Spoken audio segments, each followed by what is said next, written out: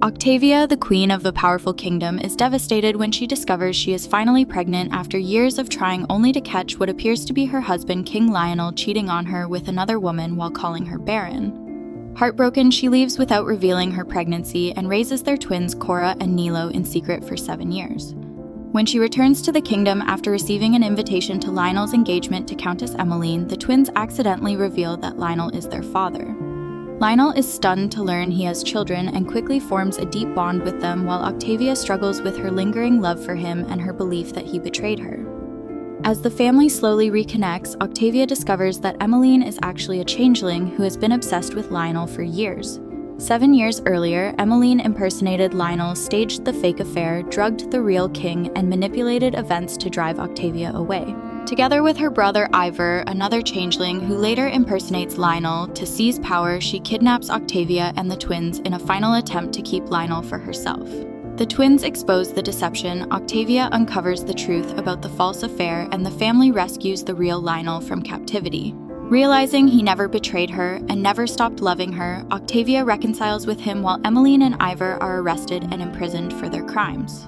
1 year later, Octavia and Lionel are happily reunited, raising Cora and Nilo together and expecting another child, finally enjoying the family they were denied for so many years. "Congratulations, Your Majesty." The healer's words rang in Octavia's mind as she eagerly made her way towards her husband's chambers. Though Lionel had never once made her feel lacking for not becoming pregnant. Months after months, year after year, the whispers at court had gotten louder. Why is the queen not pregnant yet? What must the king think? Well, this was it. She was pregnant now. The council would stop being concerned and the court would stop whispering. But mostly Lionel was going to be so happy. He had never cared about the rumors, not the way she had. But he did long to become a father. She imagined the way he would look when she told him. The shock that would crack through his composure. He would pull her into his arms. He would kiss her breathless. He would probably cry. She smiled at the thought. She was not broken. They would have this. A family. She passed servants in the corridor, nodded absently at their bows, barely heard the words they murmured. Her mind was already ahead of her, already in the room, already watching him turn and smile, and she stopped at his door and gaped. His scent hit her first, the scent of his arousal. She knew it intimately because it was how he smelled when he wanted her. There was something else beneath it, something sweeter that made her stomach drop, the scent of a woman that was not her. Then there was bare skin, so much of it. The woman was sprawled across the sheets Octavia had woken in that morning, and Lionel, stripped down to nothing, was leaning over her. The sound he made, low, rough pleasure and hunger twisted together, was one Octavia knew had heard 1,000 times in the dark in their bed. That sound was hers. The woman's fingers dug into his shoulder and he groaned. "Gods, you feel," his voice broke off into something wordless as the woman wrapped her legs around him. "And what if the queen finds out?" she asked. Lionel laughed, breathless, almost drunk on it. "She won't." And even if she did, he shifted, positioned himself, and the woman gasped. "I need this," he said, certain. "I need an heir. She can't give me one. She's barren, 3 years and nothing. I'm fond of her." He managed. His voice was tight with pleasure. "But this is necessary." The woman wrapped herself around him tighter, urging him on, and he gave himself over to it completely. While Octavia closed the door carefully. Neither of them had seen her. She walked back down the corridor the same way she had come, nodding at the same servants, her face a mask of perfect composure. But the pregnancy news she had come to deliver had turned to ash in her chest. She made it to her chambers, closed the door, and then she stood in the center of the room and felt the world end. "I'm fond of her," he'd said. Her hand moved to her stomach, pressing against the place where the impossible was growing. Lionel did not know. She clenched her fists. And he would never know, because she would not give him this. The letter took longer to write than it should have. "Lionel," she wrote, "I have been unhappy for some time. I did not realize how much until recently. Court life does not suit me. This marriage does not suit me. You need an heir. I cannot give you one. We both know this. I am leaving. Do not follow me. This is better for both of us." Octavia, she did not mention the pregnancy. The child was hers. This news, this joy, it was hers, and she would not give it to him. She folded the letter, sealed it, and set it on the desk. Then she began to pack. Somewhere behind her, her life was ending, and somewhere inside her, impossibly, another one was beginning. 2 other ones, actually, though she'd find out about that later. Chapter 1, 7 years later. "Remind me, Mama," Cora asked. "Why are we even going to this ball?" Octavia didn't reply immediately. She was busy staring at the invitation that sat on her vanity. heavy gold edge sealed with the royal crest she had once been entitled to use herself. She had opened it 3 days ago in her sister's drawing room and thrown a vase at the wall. The crash had been deeply satisfying. "I thought you were over him," her sister Lori had said, looking up from her embroidery. "I am over him." Octavia had turned on her. "Completely over him. I do not care in the slightest what he does. I certainly do not care that he is getting married to Lady Emmeline of all people." "You're shouting," Lori had said. "I am not." Octavia stopped. "I am perfectly calm." She had not in fact been calm. She had paced the length of the drawing room twice, ranting about the audacity, the cruelty, the sheer unmitigated gall of Lionel inviting her to watch him pledge himself to another woman. But then Nilo had arrived, small and worried, asking what was wrong. And before Octavia could answer, Cora had barreled in behind him, blonde hair flying in wild tangles. "Are we breaking things?" she'd asked. "I love breaking things. That was 3 days ago." Now Octavia stood in front of her mirror as servants tightened her gown. The dress was deep crimson silk, the color of wine and vengeance. It clung to her tall frame like it had been painted on. She looked like a queen. She looked like a woman who had moved on. She smiled. If Lionel wanted to rub his engagement in her face, she would rub her entire life in his. She would walk into that ballroom and show him exactly what he had lost. She turned from the mirror to face her twins. "Listen to me," she said. "We are going to this ball for one reason only, to deliver the engagement gift and to pay our respects to His Majesty the King. You will smile, you will be polite, you will interact with no one." Nilo nodded seriously, his small face grave. Cora opened her mouth. "No one," Octavia repeated. "And if anyone asks you questions, you say nothing. You let them assume whatever they want to assume." Why Cora's eyes were sharp, curious. Octavia hesitated. She could not tell them the truth. That their father would be in that ballroom, that he did not know they existed, that she had spent 7 years making sure of it, the twins were hers, everybody would see she had never been barren, but Lionel couldn't know they were his. Because she said carefully, "It is no one's business but ours." Cora's expression said she found this answer deeply suspicious, but Nilo put a hand on her arm. "Yes, Mama," he said immediately. Cora sighed dramatically, her whole body expressing her displeasure. Octavia chose to interpret that as agreement. An hour later, she was bracing herself outside the ballroom, her heart doing something wild and erratic in her chest. She was going to see him. After 7 years of silence, 7 years of absence, she was going to walk into a room and see Lionel's face. She wanted it. God help her. She wanted to watch his expression when he saw her. Wanted to see the shock, the regret, the dawning realization that she had survived him. She wanted him to hurt the way she had hurt. "You're sure about this?" Flemings asked quietly, his eyes kind but concerned. Octavia took a breath, completely. The ballroom was exactly as she remembered it. High vaulted ceilings, chandeliers, dripping crystal walls lined with silk and silver. She had helped plan events in this room once. Now she stood in the doorway and felt the room notice her. It started as a ripple. Heads turning. Conversations pausing, then the whispers began moving through the crowd like a current. "The Luna, she's back." Someone asked, "Are those her children?" Someone else added. Octavia lifted her chin and took Fleming's offered arm. The twins fell into step beside her, Nilo on her left, moving with careful precision, Cora on her right, barely containing the urge to skip. Together they walked into the room, the crowd parted. Octavia felt every eye on her, measuring, assessing, remembering. She had been their barren queen once, she had disappeared without explanation. And now she was here, composed and beautiful, accompanied by 2 children no one had known existed, wearing a dress the color of a declaration of war. This was what she had come for, this triumph. And then she saw him. He was across the ballroom, half turned away, speaking to someone she did not recognize. Lionel. He had always been imposing, tall and broad-shouldered, with the kind of build that came from real strength, not vanity, but time had changed him. His dark hair was cut shorter than he used to wear it, making the strong lines of his face more pronounced, the warmth that used to live there. Easy smiles. The openness that had made him so beloved was gone. What remained was colder. He looked like a king who had forgotten how to be anything else. And then he turned, and their gazes locked across the ballroom. For a moment, barely a second, his expression did something uncontrolled. His eyes went wide, stunned, and what showed through was raw and unguarded and hurt. Octavia's wolf instinct, immediate and traitorous, screamed at her to go to him. She stood perfectly still and waited for it to pass. It did not pass. She had built this entire plan around the image of his face when he saw her. She had imagined rage, humiliation. She had not imagined this. He looked devastated. Then his expression closed. He walked toward her, each step measured assured, the crowd parting before him without him having to ask. He had always commanded a room, but before his presence had been warm, magnetic. This was not that. This was authority without warmth, confidence without invitation. He stopped in front of her. Octavia, his voice was exactly as she remembered. Fancy meeting you here.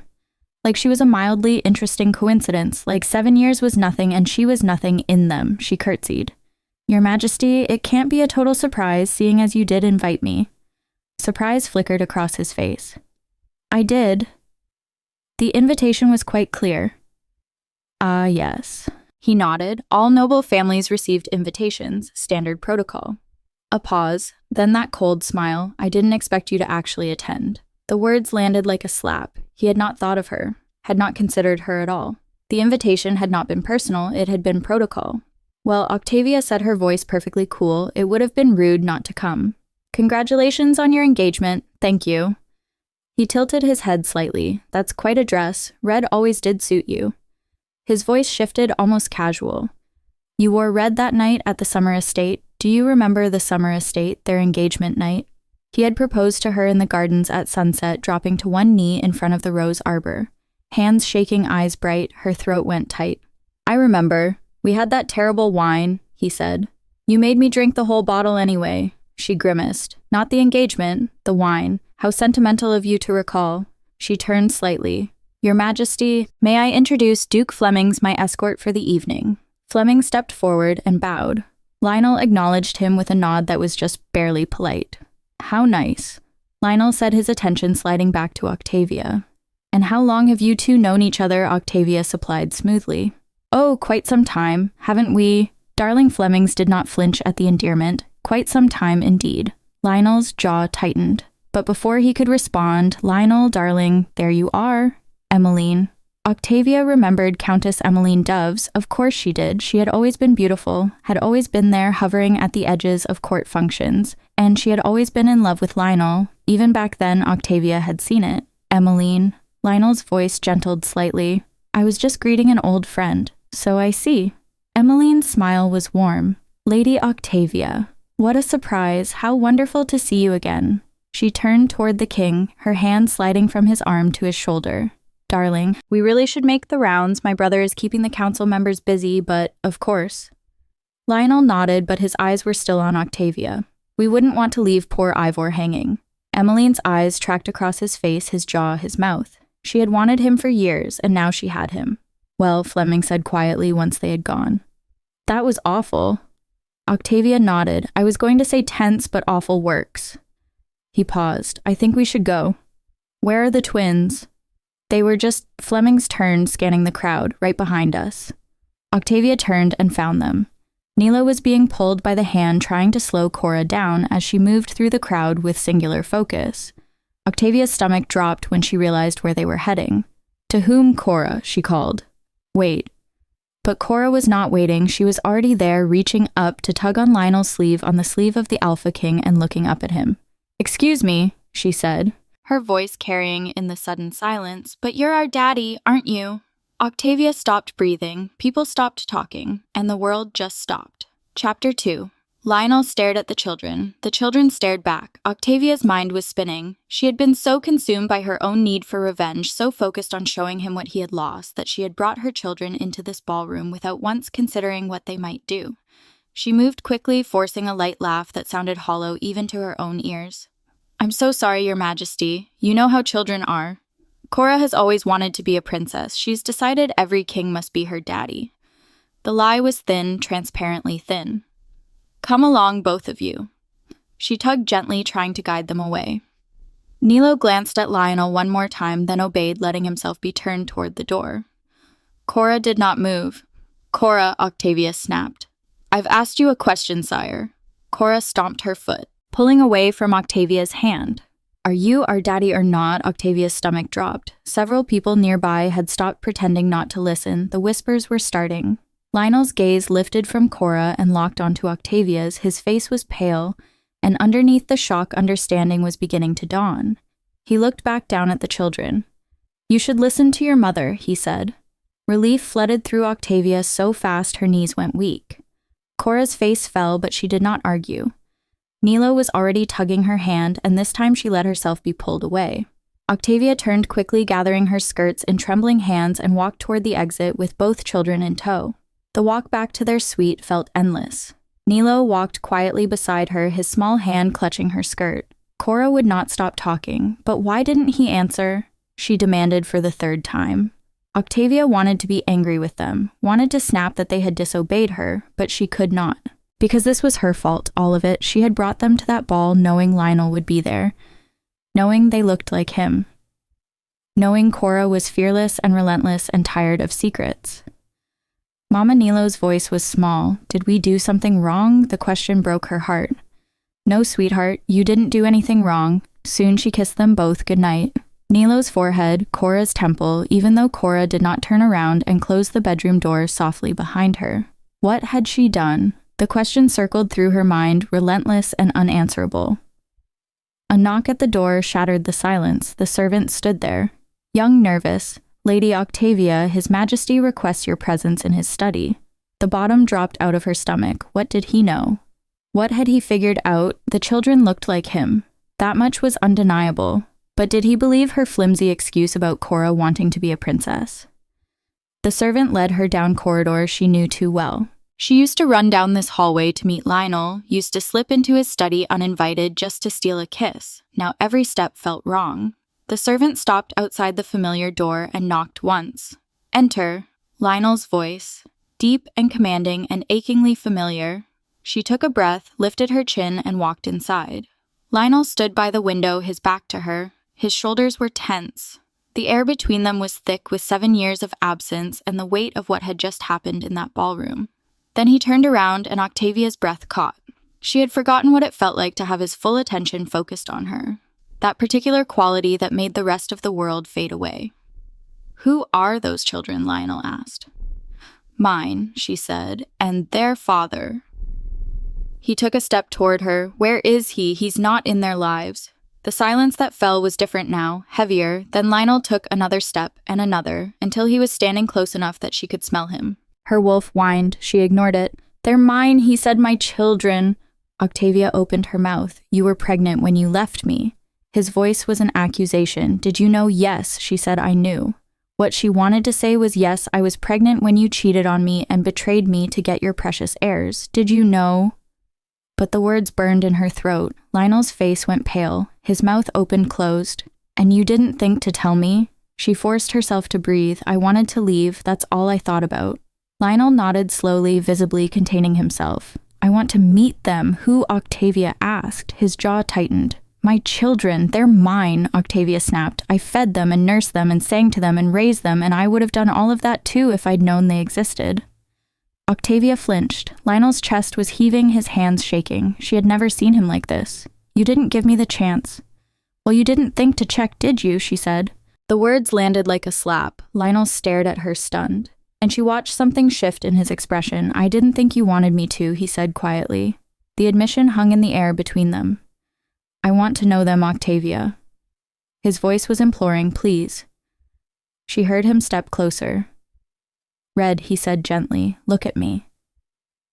Her heart twisted so painfully she thought it might stop. He had called her that when they were alone, when they were happy. She suddenly remembered the way he used to touch her, the sounds he made when she touched him back. She flinched away from his outstretched hand like it burned.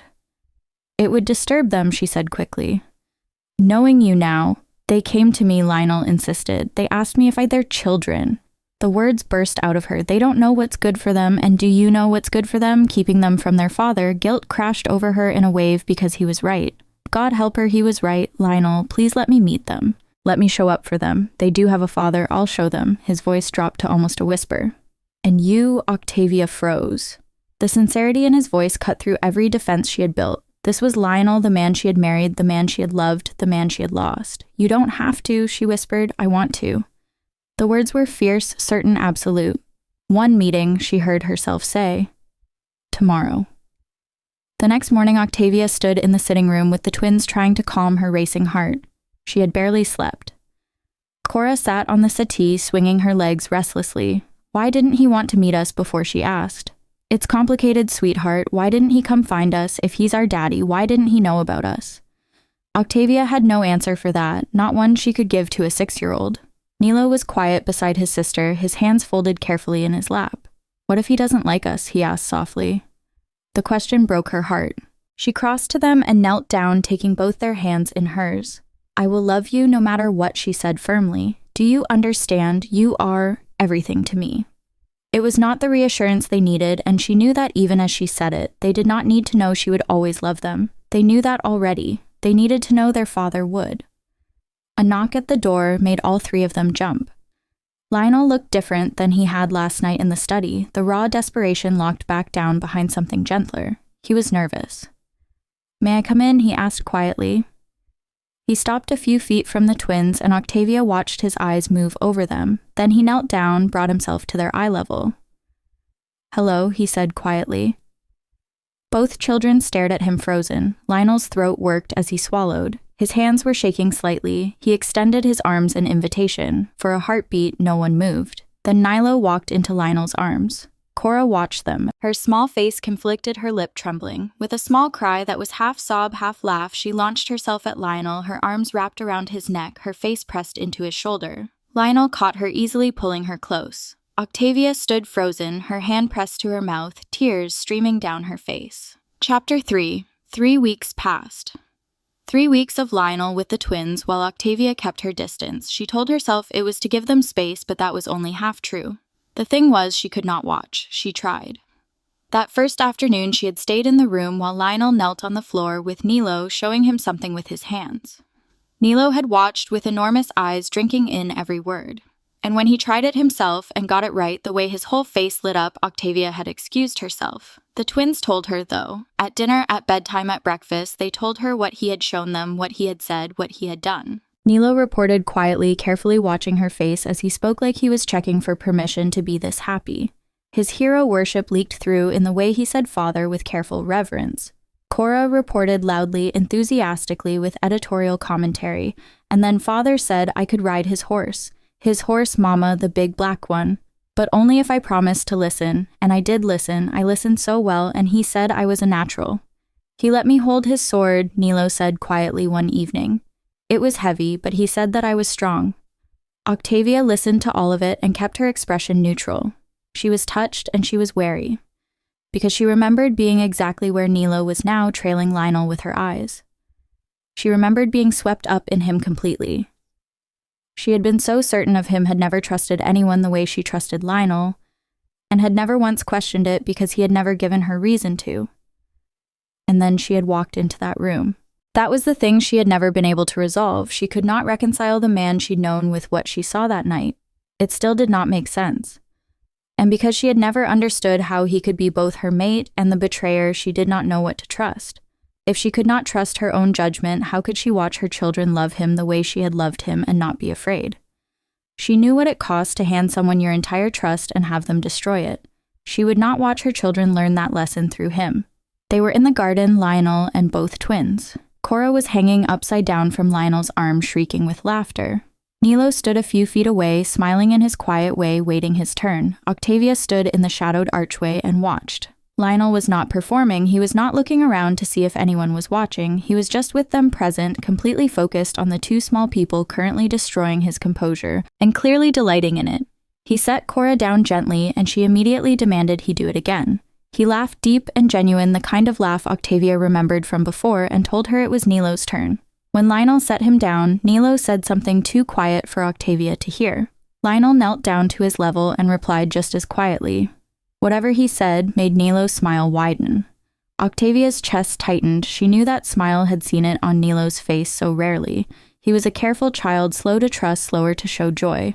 Lionel had earned that smile in 3 days. With Cora, it was different. She asked him hard questions. Why didn't you come find us before Octavia had been in the room? For that one had tensed, waiting for Lionel to deflect or charm his way past it. He did not. He looked at Cora seriously and said, I didn't know you existed. If I had known, I would have come immediately. Why didn't you know? The girl insisted. A pause. Lionel's eyes flickered to Octavia for just a moment before returning to Cora. That's complicated, he said quietly, but it's not because I didn't want you. I've always wanted you.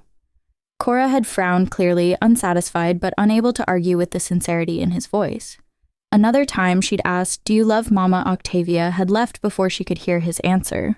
The man who held Cora now, who looked at her like she was something miraculous, who took her seriously and met her exactly where she was, that man did not feel like someone capable of what Octavia had seen that night.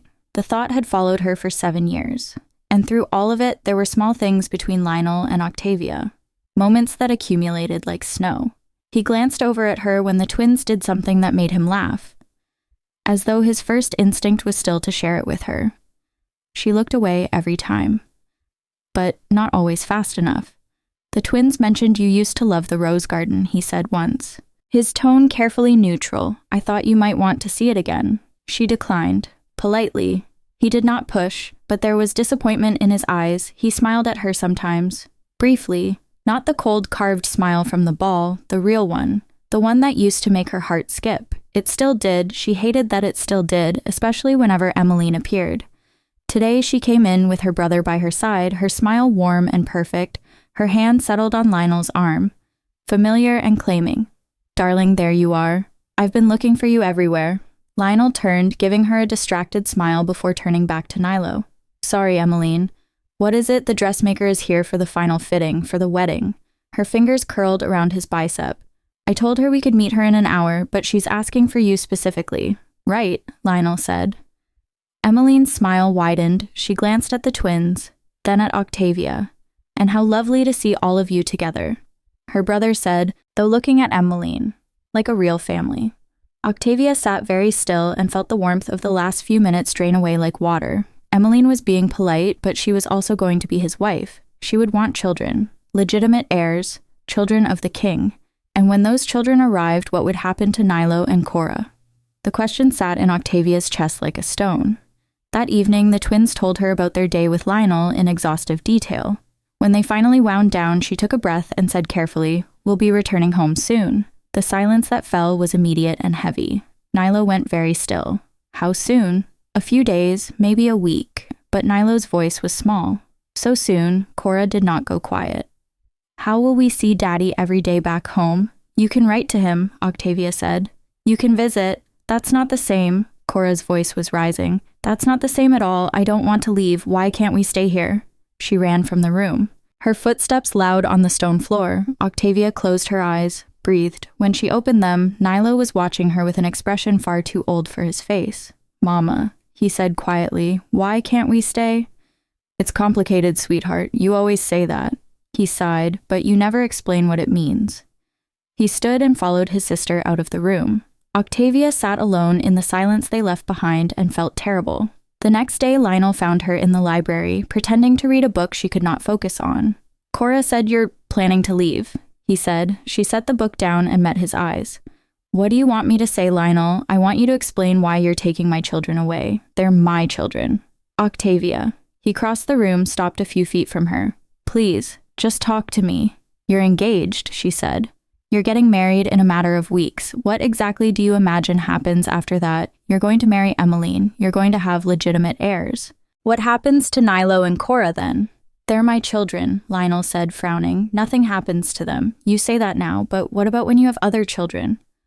Her voice was shaking. "I will not let them build their entire hearts around a father who will one day have a new family to care about more. I will not let them be slowly set aside, made to feel like an afterthought." Lionel stared at her. When he spoke, his voice was very quiet. "Then I will cancel the engagement." Octavia blinked. "Excuse me, I'll cancel it. The engagement, the wedding, all of it." He stepped closer. "I don't want the life I've been forced to construct for 7 years in your absence. I want my children." He stopped, swallowed hard.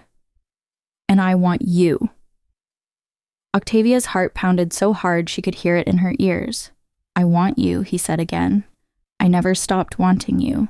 She looked away. "It's too late, Lionel." Red, his voice was gentle. "Please, look at me." She did. She couldn't help it. His pupils were blown wide. His breathing unsteady. "I know I hurt you," he said quietly, "but I need you to understand. I would have done anything to keep you. If I had known what was wrong, if you had just told me." "Stop it," she said. She could not let him rewrite history. "If I had known what was wrong, as though he'd done nothing." As though he hadn't betrayed his vows to her, she wanted to throw it in his face, but the words stuck in her throat. Because what if it had been her fault? It's too late, she whispered. It's not. His eyes dropped to her mouth, her breath caught. Then he kissed her. Or she kissed him. She did not know who moved first, did not care. All she knew was that his mouth was on hers and his hands were in her hair. And 7 years of distance collapsed into nothing. She could not make herself pull away, had spent 7 years telling herself she was over him, and it was a lie. All of it. Because the moment his lips touched hers, she was 23 again and desperately in love. His hands cupped her face and she opened for him without thinking. The sound he made completely undone sent heat spiraling through her. He walked her backward until her spine hit the bookshelf. His mouth moved from her lips to her jaw, her throat. She felt him smile against her skin. God, I missed you. He breathed against her neck. His hands tightened on her hips. She arched into him and made a sound that was half sob, half moan. His hand found the laces at the back of her dress and started working them loose. Her head fell back against the shelf. Then he stopped, pulled back, his chest was heaving, his eyes were dark. Wait, he said, his voice rough. Wait, I want to do this right. I owe it to Emmeline, to break things off first, before we— Octavia stared at him. But I will, he said quickly. I'll break it off right now. She just stared at him. He owed it to Emmeline. He owed it to Emmeline to break up with her before sleeping with someone else. But he had not owed Octavia the same courtesy. Octavia, I swear, I'll end it. Right now, if you want, I need to do it properly. She deserves that much. She deserves that much, Octavia repeated. She slapped him. The crack of it echoed in the quiet library. Lionel's hand fell from her face. For a moment, neither of them moved. Then Octavia shoved past him and ran. Chapter 4. Octavia pressed her hand to her mouth, forcing the sobs back down her throat through sheer willpower while her other hand fumbled with the door handle. The bodice of her dress hung loose where Lionel had been unlacing it moments ago, where his hands had been on her bare skin. I owe it to Emmeline, he had said. The sobs tore out of her, violent, wrenching sounds that shook her entire body. She had been so stupid. Letting him kiss her again, kissing him back, melting against him like she was still that naive girl who believed in forever. And he had stopped. He'd stopped because he owed Emmeline the courtesy of a clean break. Emmeline got respect, got honesty. What had Octavia gotten? She had found him with another woman, without a word of warning up front. But Emmeline deserved better. The unfairness of it was suffocating. The sound from the bedroom cut through her spiral of grief. The twins. They were here. If they heard her crying, they would come to check on her. And she could not let them see her like this. They would wonder what was wrong. They would blame themselves. She would not do that to them. She wiped her face with shaking hands, took a breath that caught painfully in her chest. Another breath slightly steadier. She threw a shawl over her shoulders to hide the loosened dress and turned toward the bedroom. Both twins stood in the doorway watching her with wide, worried eyes. Mama Nilo's voice was small. Are you all right? I'm fine, sweetheart, Octavia said, and the lie tasted like ash on her tongue. Cora's eyes narrowed, her small face skeptical. Octavia turned away before either of them could press further. She crossed to the wardrobe and began pulling things out with mechanical efficiency. They needed to leave, now, tonight, before she could second-guess herself. What are you doing? Cora asked, her voice suspicious.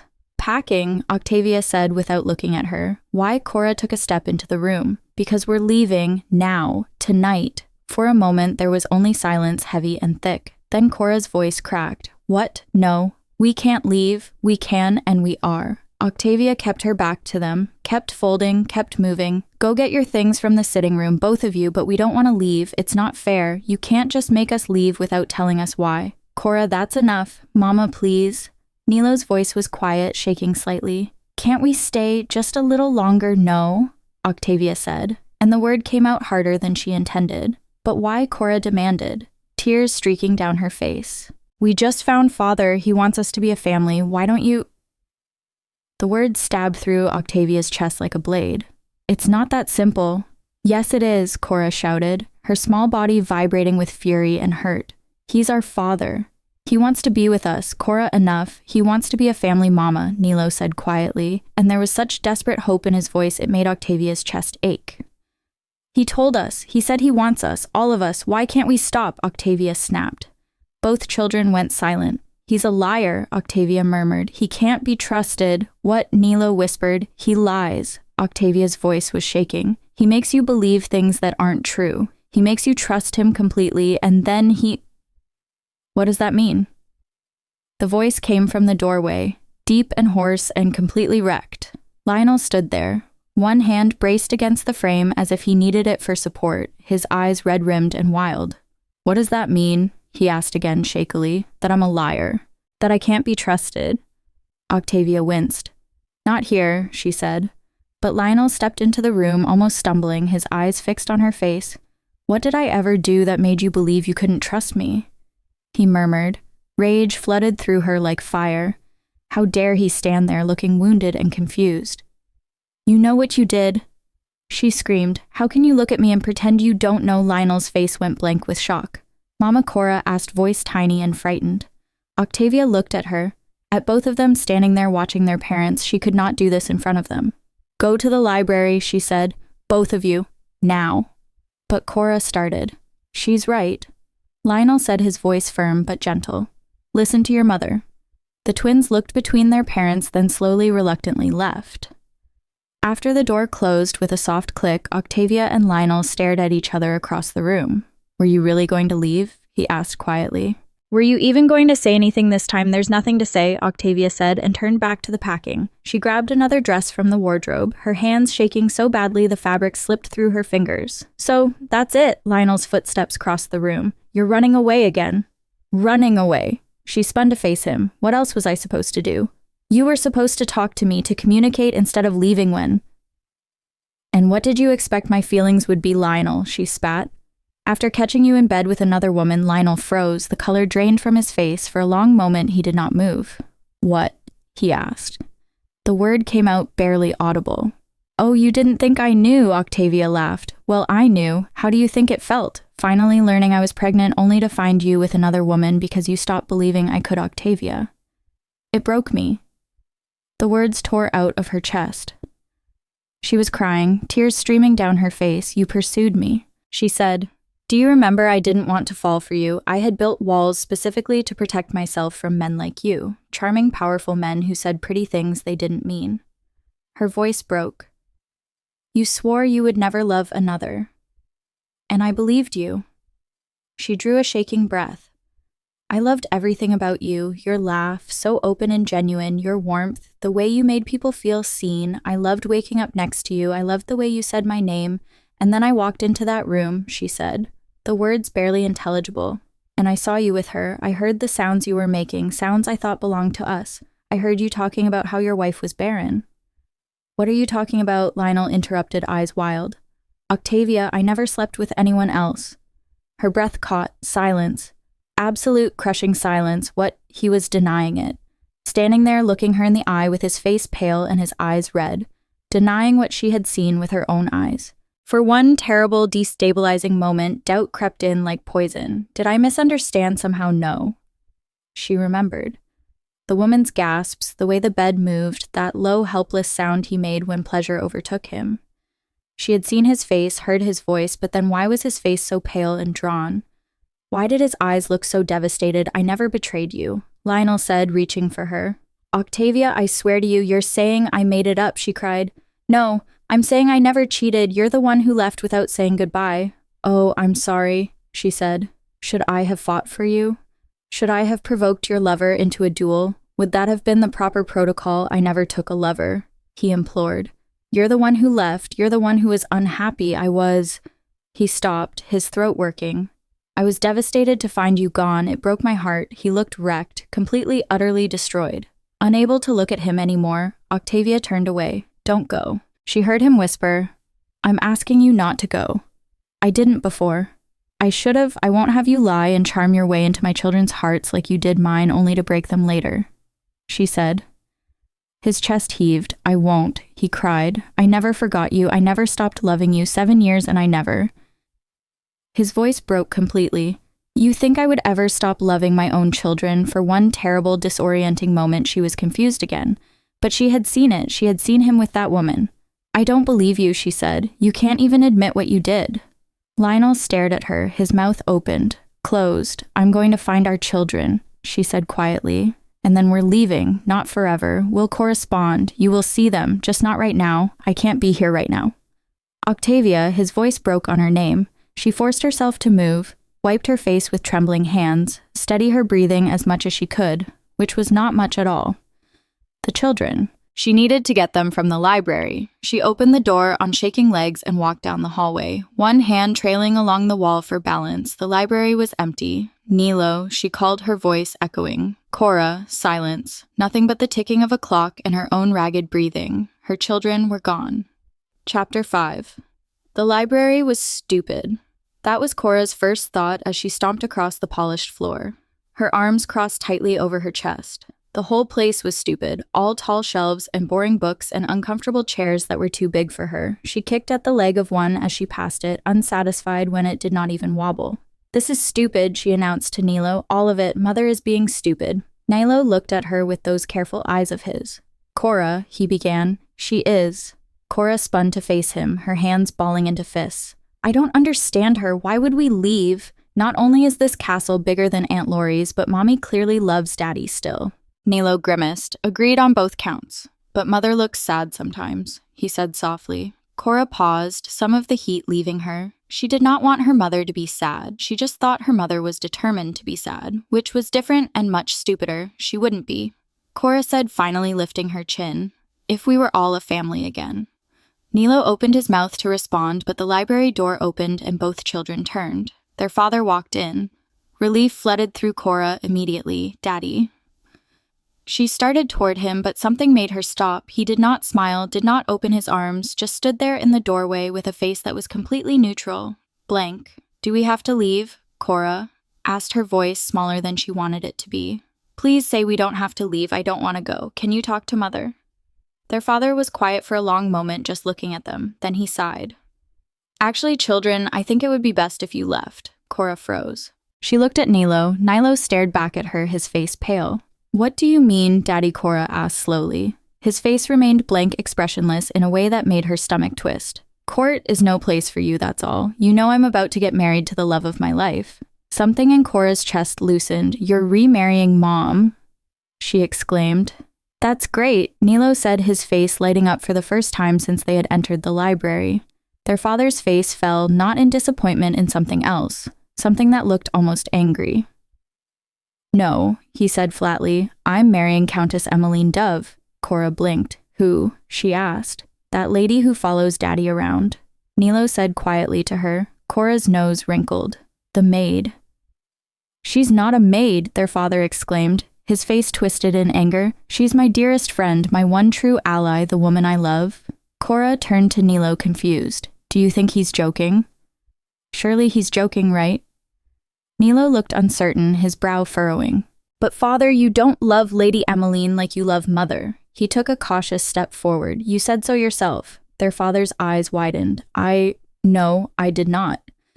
He protested. "Yes, you did," Cora said, her voice rising. "You told us Mother was your true love, that you never forgot her, that you wanted us to be a family again." She could see it in her memory, her father kneeling down to their level just days ago, his eyes bright and sincere as he told them about their mother, how much he missed her, how he had never stopped loving her, not for a single day. She remembered the way he looked at their mother when he thought no one was watching. Tears burned in Cora's eyes. "You love our mother," she said. Her father's face contorted into something ugly.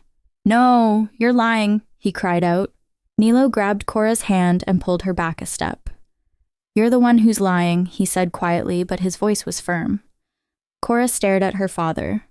The way he held himself was not quite right, too rigid, too controlled, and his eyes were wrong. They were the right color, but they were looking at her wrong. Her father had never looked at her like that. "You're not our daddy," Cora decided slowly. She looked at Nilo for confirmation. Her brother nodded once, sharp and certain, still pulling her backward. He was watching the man in front of them warily, his body tense. "He looks like father," Nilo said, his voice low and urgent. "But he's not our father." The man's face twisted with fury. "Come back here." He lunged toward them. "We need to find Mother," Cora said, pulling Nilo after her. They ran. Cora's legs pumped as fast as they could, Nilo just ahead of her. They headed for the door, but the man was faster, cutting them off. They pivoted, racing between the tall shelves, weaving through the library. Behind them, she could hear him heavy footsteps, breathing hard, getting closer. A hand grabbed her arm. Cora screamed. She twisted, saw Nilo ahead of her, his face white with fear. He had stopped running and was turning back toward her. "Run, Nilo," Cora shouted. "Run." Nilo hesitated, his feet frozen, his eyes locked on her. The grip on her arm tightened painfully. "Run." Cora screamed again. For a moment, he just stood there, and Cora thought he was going to try to come back for her, which was the stupidest thing he could possibly do. Then he understood. His small body shimmered, compressed. Fur rippled across his skin. Within seconds, a small wolf pup stood where her brother had been. Pride surged through Cora even as she struggled against the grip on her arm. It was his first shift. He had been working on it with their father for days, and he had done it. "That's it, Nilo," she shouted. "Keep the pace, don't turn back. Ah, shut up, you ungrateful." The man's hand clamped over her mouth, cutting off her words. Cora did not hesitate. She bit down hard. The man yelped a sound that was not like their father's voice at all, and his hand jerked away. She tried to run, but he grabbed her shoulders and spun her around. Cora found herself staring up at a changing face. Features rippled like water, shifting and reforming before her eyes. The sharp jawline softened, the broad shoulders narrowed. The person standing in front of her was still wearing her father's clothes, the shirt hanging loose now on a smaller frame, but the face above them was not her father's face.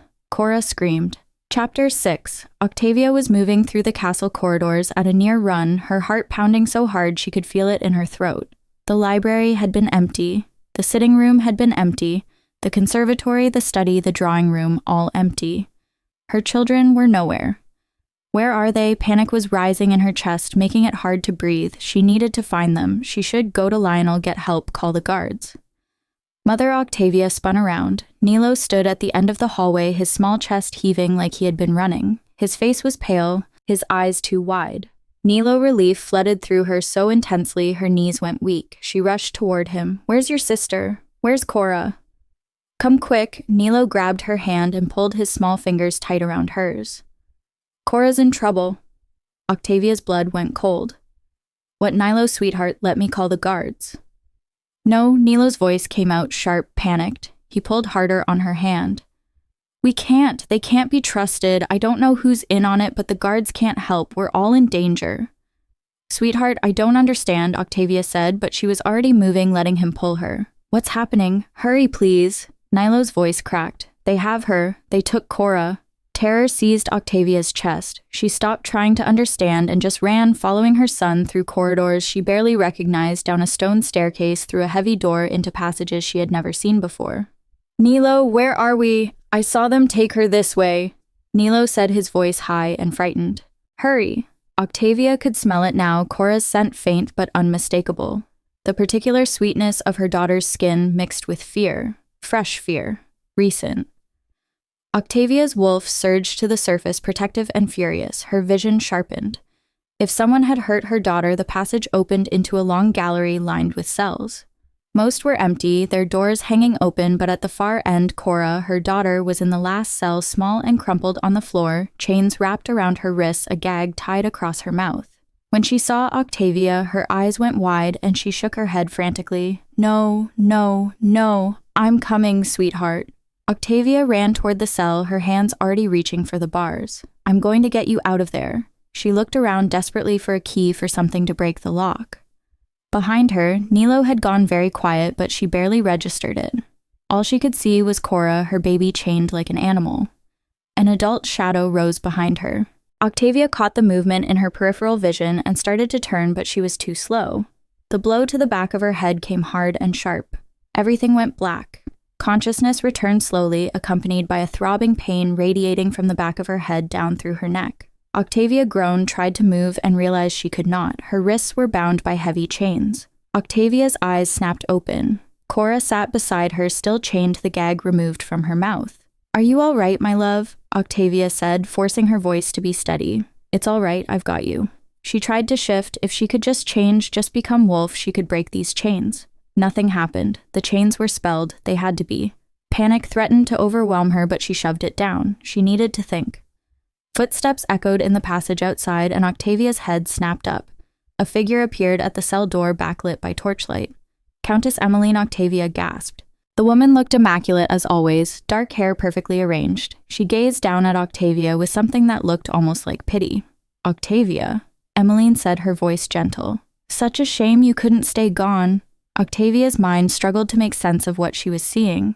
"Are you the one who locked my daughter up?" Her voice rose with each word until she was nearly shouting. "Unfortunately, I had no choice in the matter," Emmeline said calmly. "No choice?" Octavia pulled against the chains. "Are you insane? And where's Nilo? What did you do to him? He'll be caught soon, I'm sure," Emmeline said. "My brother is looking for him." The thought of him chasing her small son through these dark passages made something feral rise in Octavia's chest. "You tell your brother to stay away from my son," Octavia snarled. Or what Emmeline asked, her voice sweet. "You're locked up, Octavia." Octavia pulled harder against the chains. "Not for long. You can't possibly believe Lionel would stand for this." "Why would he intervene?" Emmeline said pleasantly. "When he believes you and the children to be long gone." Octavia froze. "What? He thinks you've left," Emmeline said, "taken the children and departed for your sister's duchy. Why would he check down here?" "He wouldn't just take your word for it," Octavia said. "He'd want to check." "Oh, absolutely," Emmeline said, nodding. Wouldn't he? She paused, tilting her head. Unless what?" Octavia demanded. Emmeline smiled. "Unless you say goodbye to him yourself, Octavia. Tell him harshly enough that you want to leave, that you never want to see him again, that he's forbidden from contacting your children." She sighed, resigned. "He could never resist your tears, you know. He'll do whatever you ask if you cry prettily enough." Octavia shook her head in disbelief. "I'm not about to go ask him not to see his children, and I'm not going to start crying on command." "Oh, I think you will," Emmeline said, and then she changed. The transformation happened so fast Octavia almost missed it. One moment Emmeline stood before her. The next her features were rippling, shifting, reforming into someone else. Suddenly Octavia was staring at herself, her face, her hair, her exact height and build. It was like looking into a mirror. The false Octavia's face crumpled into tears. "Lionel," she sobbed, "you have to let me go. Seeing you hurts me. Being near you hurts me. You'll hurt the children too. Please, let us go. Enough." Octavia interrupted, her voice strangled. The false Octavia stopped mid-sob, smiled, and then her features rippled again, reforming back into Emmeline. "You're a changeling," Octavia said, barely above a whisper. She had heard of them, shifters who could not turn into animals but into other human beings, stories told to children. She had never believed they were real. "If that's what you want to call me," Emmeline said with a shrug. Realization crept in like ice water. "How many people can you actually change into?" "Anybody I want," Emmeline said easily. "I turned into your son earlier. You didn't even notice." Octavia went pale. Nilo, the boy who had let her here, who had pulled her into these passages. "Don't beat yourself up," Emmeline said. "When you don't know to look out for it, it's almost impossible to notice," she grimaced slightly. "Though your children did notice when I tried to impersonate their father." Octavia turned to Cora, who nodded, her small face grave. "Unlike you," Emmeline added. The words landed slowly. Then all at once, "Unlike me." When did she ever? And then, like lightning striking, she realized. She had never been able to reconcile them, the man who had loved her so completely with the man who had coldly cheated on her. The devoted husband with the casual betrayer. They had never fit together in her mind, because they were not the same person. "It was you." Octavia said, her voice blank with shock. The night she caught him cheating. The night that had destroyed her. It hadn't been Lionel. "Yes," Emmeline said simply. Octavia felt like the floor had dropped out from under her. "I spent so much time watching him," Emmeline said, something almost dreamy in her voice, his mannerisms, how he talks. "It wasn't hard, actually. The difficult part was convincing him to let you go. Your letter helped, but he tried to come after you that morning." "Where was he?" Octavia's voice came out as a snarl. "While you were impersonating him." "Where was my husband drugged?" Emmeline said calmly. "In another room. Couldn't risk him waking up before you were long gone." Octavia saw red. "How dare you?" She pulled against the chains with all her strength. "Drugging my mate, impersonating him, and then impersonating you," Emmeline finished. "He begged you to come back, you know. He thought the pressure of court was making you unhappy. He even offered to abdicate." She laughed, and it was a sad sound. "I thought perhaps I could pretend to be you for the rest of our days. He'd never know, and I'd finally have him, but I want him to love me for myself." Her smile turned brighter.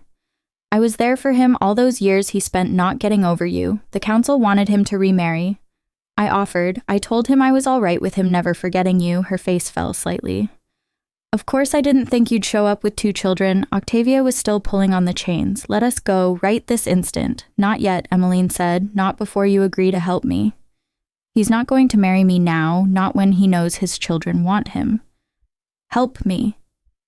Convince him otherwise and disappear. Never, Octavia said flatly. Stay away from him. Emmeline's expression hardened. Either you help me have Lionel or I kill your children, starting with Cora, so you know I'm serious.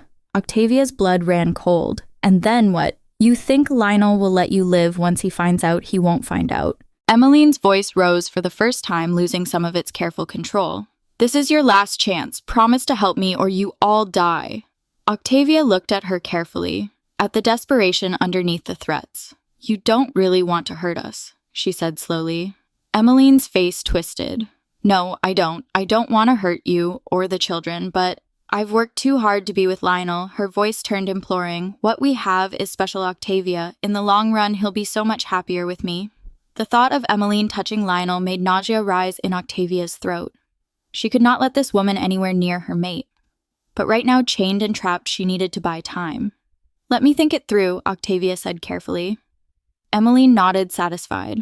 I'll give you until morning. She turned and walked away. Her footsteps echoing down the stone passage, Octavia waited until the sound faded completely. Then she turned to her daughter.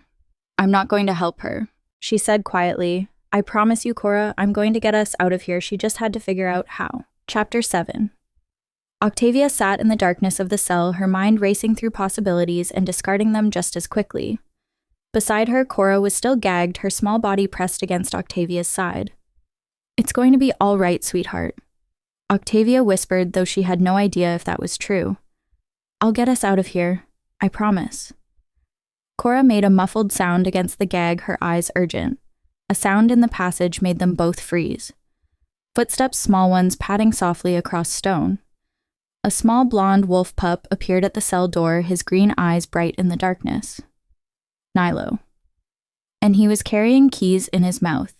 Relief crashed over Octavia so powerfully she felt dizzy with it. The pup wagged his tail once, then shifted. Within moments, Nilo stood there in his human form, holding a set of keys in his small hands. I got the keys from the guard station, he said quietly. They didn't see me. Oh, my clever boy, Octavia breathed.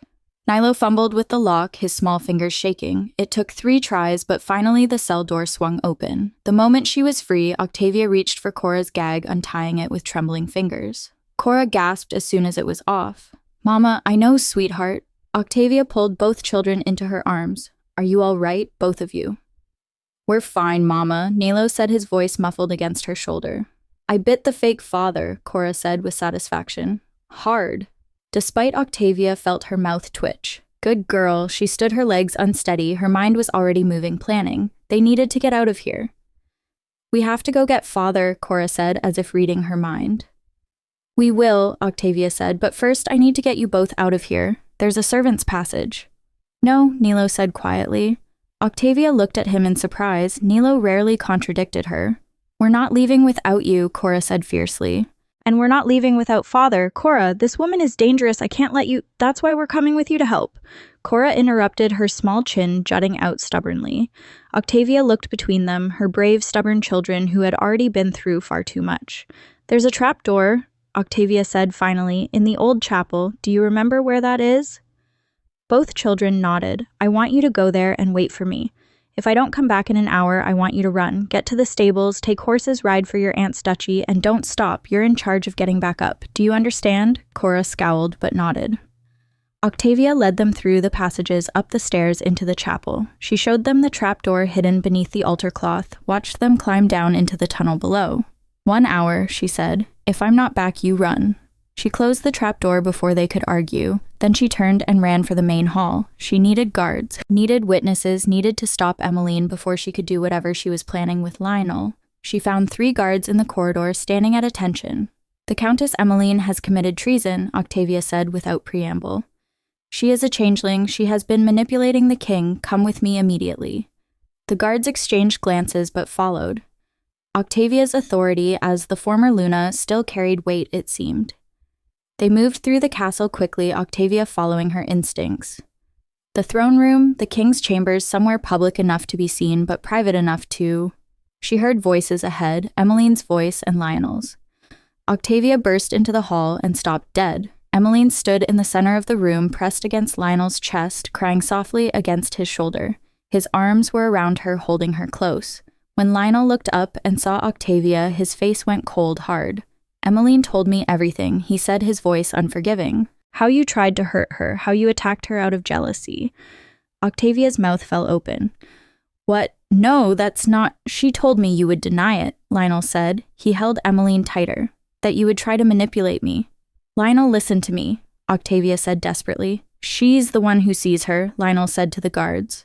The guards moved toward Octavia, but she was not looking at them. She was looking at Lionel, the way he stood too stiff, too formal, the set of his shoulders, the tilt of his head, the way his eyes did not quite track right when he looked at her. Now that she knew what to watch for, "You're not Lionel," Octavia exclaimed. The guards paused, uncertain.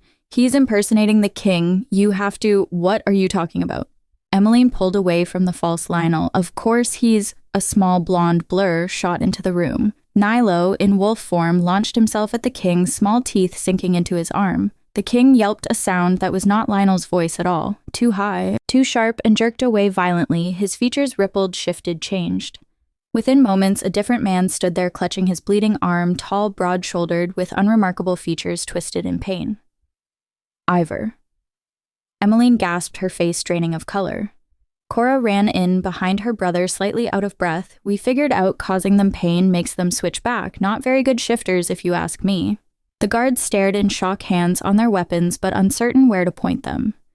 These two are changelings, Octavia said, her voice shaking with barely controlled fury. She pointed at Emmeline and Iver. They've been impersonating the king. She turned to them, her voice dropping to something cold and dangerous. Where is Lionel? Emmeline turned to Iver, her face pale and confused. Yes, Iver, where is he?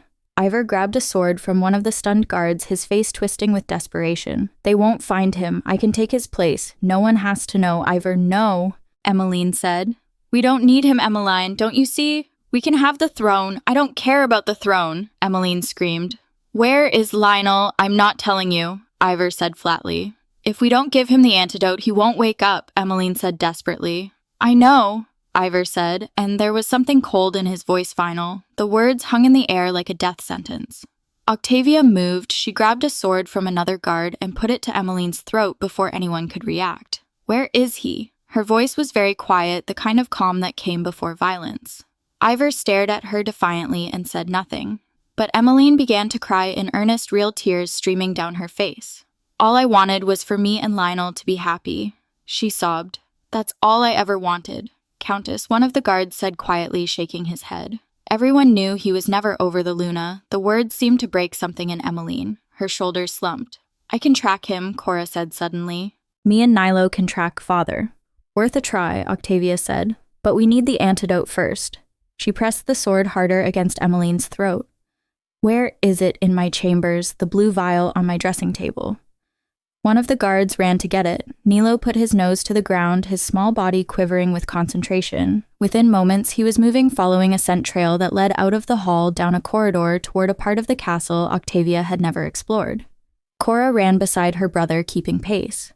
Octavia followed with two guards, the third staying behind to watch Emmeline and Iver. They reached a hidden door so well concealed in the stone wall that Octavia would never have found it without Nilo's nose. Cora ran her hands over it, found the catch, pushed it open. Beyond was a narrow passage leading down into darkness. They descended carefully, the guards holding torches high. At the bottom was a small room, cold and damp, and in that room, sitting in a chair, staring at nothing Lionel, he was alive, breathing, but his eyes were vacant, unseeing, staring straight ahead as if looking through the walls, through the world, at something none of them could see. Are we sure it's the king? One of the guards asked nervously. I can recognize my own father, thank you, Cora said indignantly.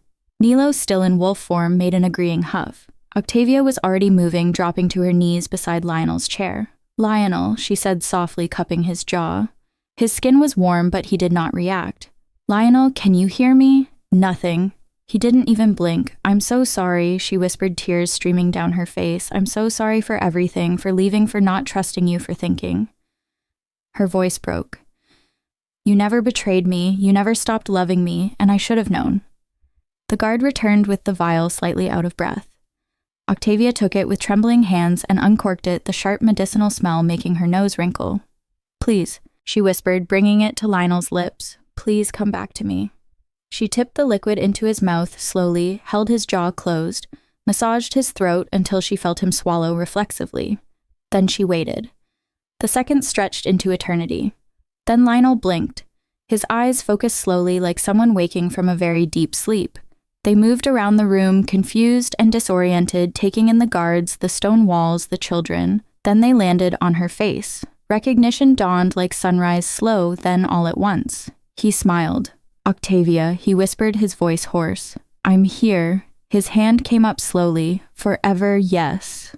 Octavia said, laughing and crying at once. "Yes, forever. I promise I'm never leaving you again." Beside them, Cora and Nilo crowded close. They were whole. They were together as they always should have been.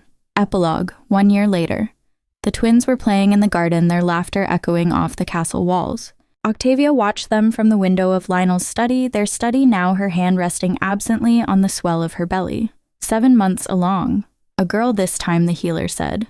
"You're smiling," Lionel said from behind her, his arms coming around to rest on top of hers, his chin settling on her shoulder. "They're happy," Octavia said softly. "Listen to them." Below, Cora was trying to teach Nilo some elaborate game that involved a lot of running and shouting. Nilo was losing as usual, but he did not seem to mind. "They are," Lionel agreed, his hand spread across her stomach, feeling for movement. "We all are." The baby kicked as if in response. Lionel's smile widened. It had been a year since they found him in that hidden room, a year since Emmeline and Iver had been tried and sentenced. She for obsession and deception, for impersonating the king and queen, for 7 years of calculated manipulation. He for conspiracy, for attempting to seize the throne, for nearly killing Lionel with his refusal to reveal the antidote's location. They were locked away now in separate cells in separate prisons. Emmeline had cried throughout her trial. Ivar had shown no remorse at all. Octavia tried not to think about them. Most days she succeeded. Red Lionel's voice pulled her back. He turned her gently to face him, his hands cupping her face. "Where did you go?" "Nowhere," she said. But she knew he could see through the lie. He always could.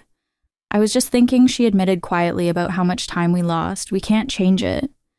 His thumb brushed across her cheekbone. "We can only move forward. I know." She leaned into his touch.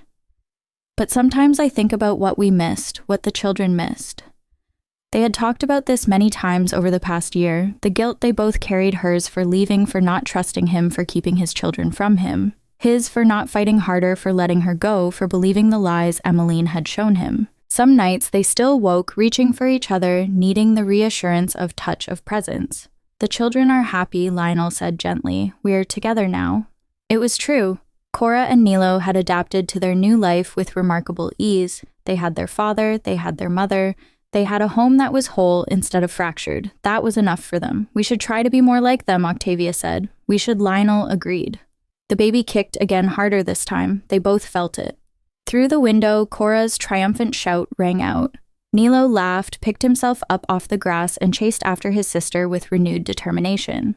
Lionel's arms tightened around Octavia. She leaned back against him and let herself feel the weight of him, the warmth, the steady rise and fall of his breathing. "I love you," he said against her hair. "Forever." "Forever," she agreed.